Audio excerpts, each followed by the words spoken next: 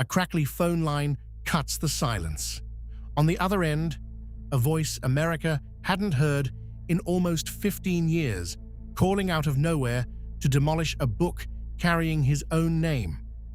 That book claimed to be the memoir of Howard Hughes, the world's richest recluse, and the man who wrote it, novelist Clifford Irving, had never met him. 12 months earlier, that gap was the whole plan. How do you prove intimacy with a billionaire so invisible that half the country assumed he was already dead? Irving looked at that silence and saw an opening, one that would take a forged signature, a fake Swiss bank account, and colossal nerve to build, and exactly one phone call to destroy. By 1958, Hughes hadn't given an interview, sat for a photograph, or been seen by anyone outside a tight circle of aides who guarded him like a state secret. Tabloids ran decade-old photos and called them current. Time magazine called him flatly the world's ultimate enigma, a man so hidden that no outsider could say with certainty whether he was even alive, let alone what he looked like or how he behaved. And yet the same man had, a decade earlier, quietly scrubbed the mob's fingerprints off an entire city. Robert Mayhew, a longtime associate of Hughes, played a significant role in Hughes's business operations in Las Vegas. Rival tycoons hired investigators just to confirm he was still breathing.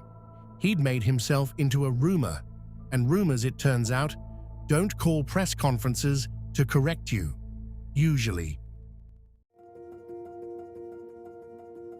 So, in 1970, Irving approached McGraw-Hill with his pitch for a Hughes autobiography to a friend named Richard Susskind, a writer of children's books about to co-author something considerably darker. The plan was almost elegant. Hughes hadn't spoken in over a decade, and he wasn't about to start now, not to call two strangers liars, not to sue, not for anything. Silence, they figured, was the perfect alibi. Irving would later admit as much himself, reasoning that a man who'd completely withdrawn from public life would never draw attention by denouncing a book or filing a lawsuit. There was just one problem. Neither of them had ever met Hughes, let alone seen his handwriting. So they didn't invent it, they borrowed it. According to press reports, Hughes's past correspondence had received media attention for anyone with a magazine subscription and a steady hand. Irving's friends on Ibiza, artists by trade, traced the loops and slants until they looked convincing enough to fool a publisher. Whether they'd fool anyone who actually knew the man was a different question entirely. Now Irving needed a reason Hughes would trust him specifically, so he reached back into his own bibliography. His previous book was a biography of Elmir de Ori, a Hungarian art forger who'd spent decades fooling museums with fake Modiglianis and Matisses. Irving told McGraw-Hill that Hughes had read it, admired it, and wanted the same writer for his own life story, which meant the pitch that opened the vault was built on a book about a man who got rich lying for a living. Nobody at the publishing house seemed to clock the irony. McGraw-Hill ultimately committed to a substantial deal in the six-figure range for the Hughes autobiography, and Irving, sensing the room, kept pushing. He walked the number up, all resting on a signature that not one person at that table had ever seen written in real life. The most valuable autograph in publishing that year belonged to a man nobody could actually produce. Across the ocean, someone had to actually collect that money, and Irving's wife Edith took the job. Edith Sommer, a Swiss-German artist, and Irving's third wife, wasn't a career criminal. She was about to become one out of pure logistics. The checks came addressed to H.R. Hughes, which any bank teller might reasonably assume belonged to the billionaire himself. So Edith walked into a Zurich bank, opened an account under a name close enough to pass, Helga R. Hughes, and started depositing. A reclusive tycoon's fortune, quietly funneled into an account named after a woman who didn't exist yet either. With that money moving and the manuscript finished, McGraw-Hill went public. In late 1971, McGraw-Hill announced the upcoming Hughes autobiography. The autobiography was real, it was coming, and Clifford Irving had written it with Hughes's blessing. Except by then, Life magazine had already bought the excerpt rights sight unseen, betting big enough that a second household name was now vouching for a book neither of them had verified with the one man who mattered. Two of publishing's biggest signatures staked on a signature nobody had ever watched get signed. Someone did try to warn them. A man called Frank McCulloch, angry, insistent, claiming to be Hughes himself, ranting down the line about a book he'd never authorized.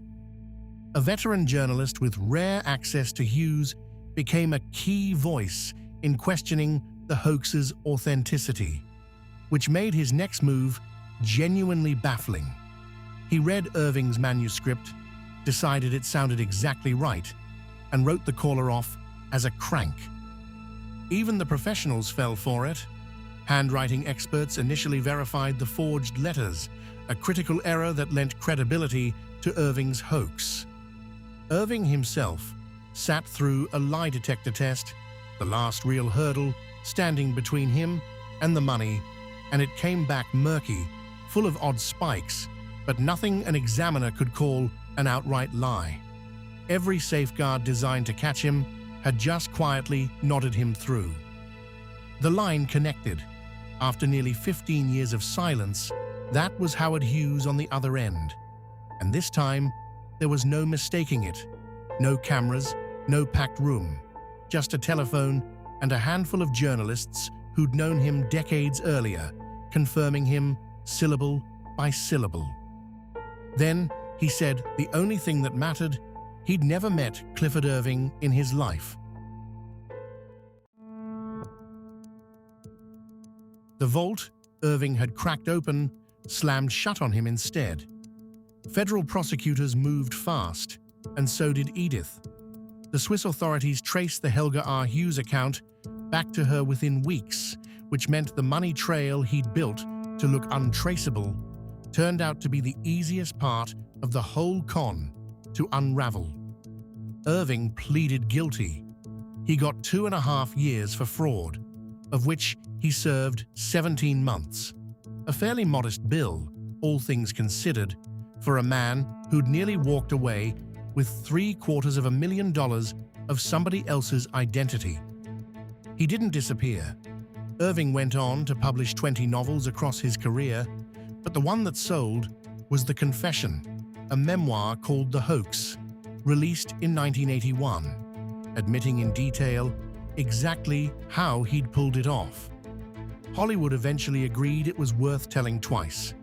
Richard Gere played him in 2006 in a film with the same title, which means the con man ended up more famous for the lie than he ever would have been for the truth. Hughes got 15 minutes of the spotlight he'd spent a decade avoiding, then vanished again. For good, this time. Irving continued to write and publish books in the decades following his release, having never once let anyone verify a word of his own story either.